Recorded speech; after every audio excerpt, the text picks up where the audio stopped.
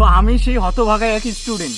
এর কারণ আমি একবার না দুইবার না তিনবার এসএসসিতে ফেল করি। তবে হ্যাঁ, 3বার এসএসসিতে ফেল করার সত্ত্বেও আমি একজন টিচার, অর্থাৎ মাস্টার। কি ভাবতে অবাক লাগছে? এটাই বাস্তব ভাইয়া। আর এই চাকরিটা পাওয়ার কারণ হচ্ছে আমার বাবার ড্যাড। তিনি ওই সময় একজন অর্থশালী এন্ড ধনী ম্যান ছিলেন।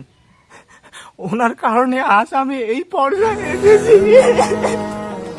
তো আমি আশা করি আপনারা আমার কথাটা বুঝছেন। টাকা ছিল বিধায় আমার চাকরিটা হয়েছে।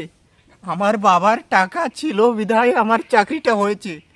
কেননা আমি 3বার এসএসসিতে ফেল করেছি, তবুও আমি চাকরি পেয়েছি। কেন? কারণ আমার বাবার টাকা ছিল, তাই নয় কি?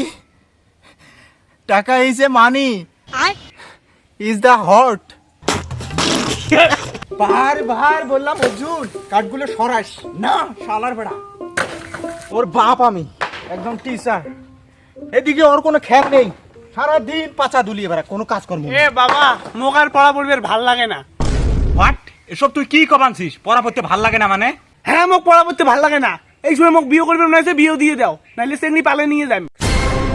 কিরে বেটা, এলে কি কবার ধরলো তুই? মুই তোর বাপ একজন মাস্টার। এই পাশে তোর খেয়াল আছে? এই কম বয়সে যদি তুই বিয়ে করিস, পরে ইজ্জত থাকবে। মোক যদি বিয়ে না দিয়ে দেন, তোমরা যে 3বার এসএসসি পরীক্ষা ফেল করছেন, মুই সহাকে ড্যাং ড্যাং করে কয়া দেব। এ কেমন কথা রে বাবা? তুই বেটা হ্যাঁ বাপের মুখ কালো করবে চাস? এসব অতীতের কথা ছোড় দো। মে নেই ছাড়ুঙ্গা পাপা। আর তোমার এই মুখটা দেখে আমার ঘৃণা লাগতেছে। তোমার কচু গাছে ফাঁসি দেওয়া উচিত।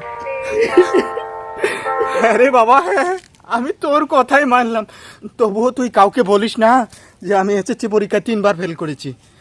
বলিস না বাবা। আমি তোর কথা শুনে আমি এই মুহূর্তে ফাঁসি দিচ্ছি পাপ্পা।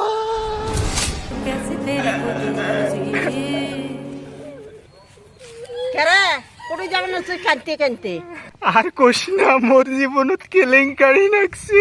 মুই আরে জীবন তুবে নাম কচু গাছের ফাঁসি দিয়ে মরিম। দিদি তুই থাক। আরে কচুর গাছত ফাঁসি দিলে মানুষের মরে, এতে ধর দৌড়ি বড় গাছত ফাঁসি দে।